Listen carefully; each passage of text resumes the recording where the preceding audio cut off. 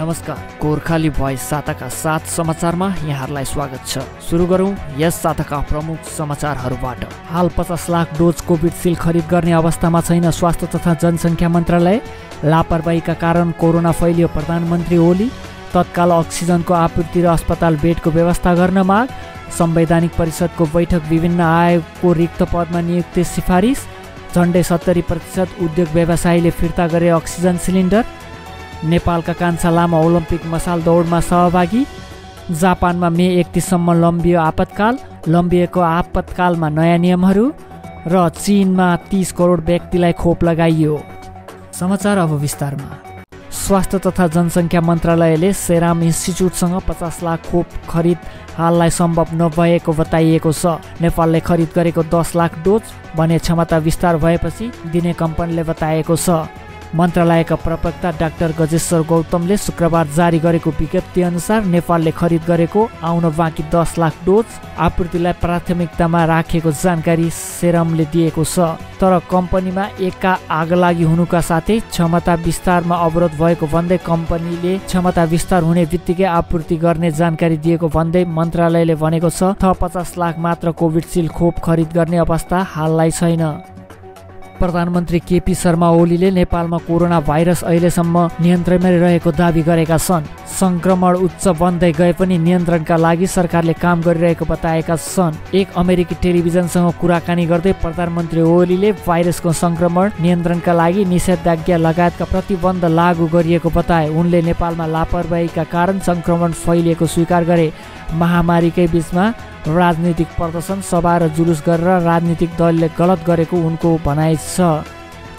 नेपाली काङ्ग्रेसका सहमहामन्त्री एवं नेपाली काङ्ग्रेस कोभिड-19 अनुगमन समितिका संयोजक डाक्टर प्रकाश शरण महतले अक्सिजनको आपूर्ति तत्काल गर्न र कृत्रिम अभाव सिर्जना गर्नेलाई तत्काल कारबाही गर्न माग गरेका छन्। डाक्टर महतले अक्सिजन अभावको गम्भीर समस्यालाई तत्काल सम्बोधन गर्न सरकारसँग माग गरेका हुन्। उनले आवश्यक अस्पताल बेडको सुरक्षा सुनिश्चित गर्न र आवश्यकता अनुसार विदेशबाट पनि अक्सिजन र अक्सिजन सिलिन्डरको आपूर्ति गर्न पनि काङ्ग्रेसका तर्फबाट सरकारको ध्यान आकर्षण गराएका छन्। डाक्टर महत एक विज्ञप्ति जारी गर्दै यसो भनेका हुन्। डाक्टर महतद्वारा जारी गरिएको विज्ञप्तिमा भनिएको छ, कोभिड-19 का बिरामीहरू अस्पताल बेड नपाएर उपचारबाट वञ्चित भएका समाचारहरू काठमाडौँ उपत्यका लगायत देशभरिबाट आइरहेका छन्। अर्कोतिर काठमाडौँ उपत्यका धेरै अस्पतालहरूमा अक्सिजनको गम्भीर अभाव हुन थालेको छ। यसले गर्दा अक्सिजनको आवश्यकता पर्ने कोभिड-19 का बिरामीले अक्सिजन नपाउने अवस्था सिर्जना भएको छ। यस्तो समस्या देशका अन्य भागहरूमा पनि आउन थालेका छन्। प्रधानमन्त्री निवास बालुवाटारमा बसेको बैठकले लोकसेवा आयोग, महिला आयोग सहित केही आयोगमा रिक्त रहेका पदमा नियुक्ति सिफारिस गरेको छ। तर कुन आयोगमा कसलाई सिफारिस गरियो भने अझै खुलेको छैन। रिक्त धेरै पद पूर्तिको लागि पदाधिकारीको नाम सिफारिस भएको राष्ट्रिय सभाका अध्यक्ष गणेश प्रसाद तिमिल सिन्हाको सचिवालयले जनाएको छ।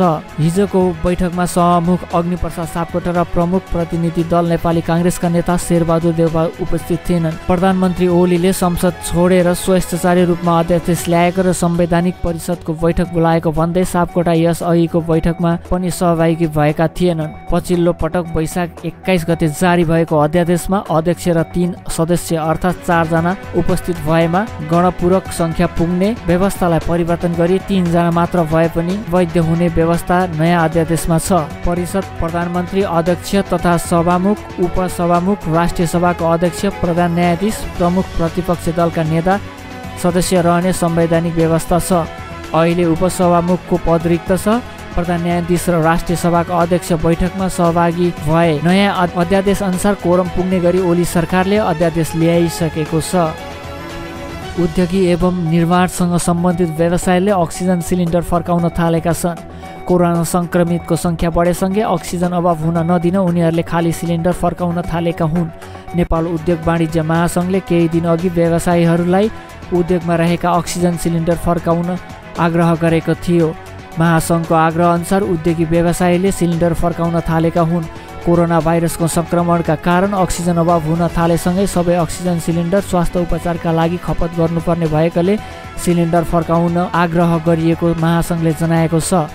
महासङ्घका उपनिर्देशक विदुर चन्द्र लामिछानेका अनुसार अति आवश्यक बाहेक झन्डै 70% व्यवसायीले अक्सिजन ग्यास सिलिन्डर फिर्ता गरेका छन्। यस्तै नेपाल क्रसर तथा खानी उद्योग व्यवसायी महासङ्घले पनि आफ्ना उद्योगमा रहेको अक्सिजनलाई खाली सिलिन्डर पालिका मार्फत सरकारलाई उपलब्ध गराउन आग्रह गरेको छ। देशभर रहेका 700 क्रसर उद्योग मध्ये 600 क्रसर उद्योग सञ्चालनमा छ। उद्योगहरूले थोरैमा पनि 2वटा सिलिन्डर प्रयोग गर्दै आएका छन्। यस्तै स्वतन्त्र ऊर्जा उत्पादकहरूको संस्था नेपाल इम्पानले पनि आयोजनामा रहेको सिलिन्डर उपलब्ध गराउन व्यवसायीहरूलाई आग्रह गरेको छ। स्वास्थ्य संस्था तथा आइसोलेसन केन्द्रहरूमा आफूसित भएका सिलिन्डर उपलब्ध गराएर सहयोग गर्न आग्रह गरिएको इम्पानले जनाएको छ।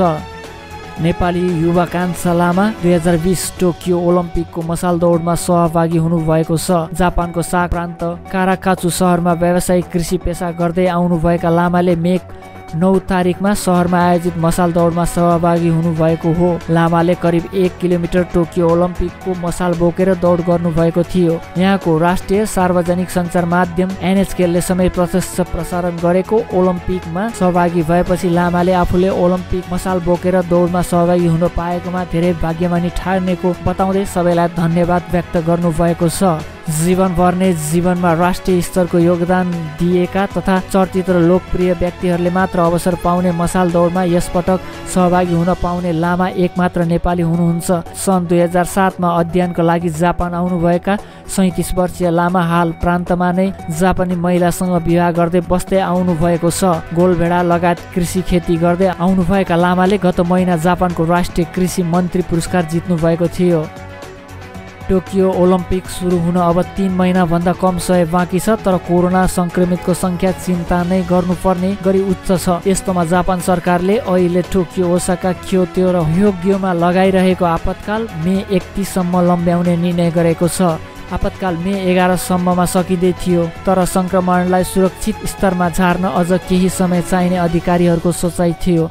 सोही अनुसार 4 प्रिफेक्चरमा आपतकाल लम्ब्याउनुको साथै प्रधानमन्त्री योसिहिदे सुगाले फुकुओका र आइची प्रिफेक्चरलाई पनि मे 12 देखि आपतकाल अन्तर्गत राखेका छन्। क्योदो न्युजका अनुसार म्याद थपिएको आपतकाल अप्रिलको अन्त्यतिर घोषित भन्दा अलि फरक हुनेछ। केही प्रतिबन्धलाई म्याद थपको अवधिमा खुकुलो पारिएको छ। खानेकुरा र पेय पदार्थ बिक्री वितरण गर्ने ठाउँहरू साँझ 8 बजेभित्र बन्द गरिसक्नु पर्नेछ। कुनै पनि समय रक्सी बेचबिखन गर्न पाइने छैन। रक्सी मात्रै बेच्ने ठाउँहरूलाई महिनाको बाँकी समय पनि बन्दै नै राख्न भनिएको छ। खाराओके सेवा प्रतिबन्ध नै रहनेछ। सिनेमा, डिपार्टमेन्ट स्टोर लगायतका व्यवसायलाई खोल्ने अनुमति दिनेछ, तर साँझ 8 बजेभित्र बन्द गरिसक्नु पर्नेछ।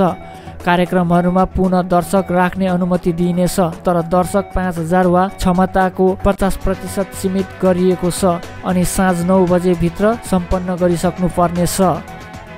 चीनमा शुक्रबारसम्म 30 करोड 80 लाख भन्दा बढी व्यक्तिले कोभिड-19 विरुद्धको खोप लगाइसकेका राष्ट्रिय स्वास्थ्य आयोगले जनाएको छ। चीनको यो तथ्याङ्क कोभिड-19 बाट विश्वव्यापी रूपमा संक्रमित हुनेको संख्या 15 करोड 25 लाख भन्दा बढी पुगेको र एसियामा यसको प्रभाव उच्च रहेको समय आएको हो। चीनले शरीरको प्रतिरक्षा प्रणालीलाई विकास गर्न स्वदेशमै निर्माण गरिएको खोपलाई सबैभन्दा धेरै नागरिक समक्ष पुर्याउने अभियानलाई तीव्र पारेको छ। चीनिया खोप नागरिकको सुरक्षा, प्रभावकारिता र गुणस्तरको लागि WHO को प्रमाणीकरण सूचीमा पर्ने विश्वको 6औं खोप बनेको छ।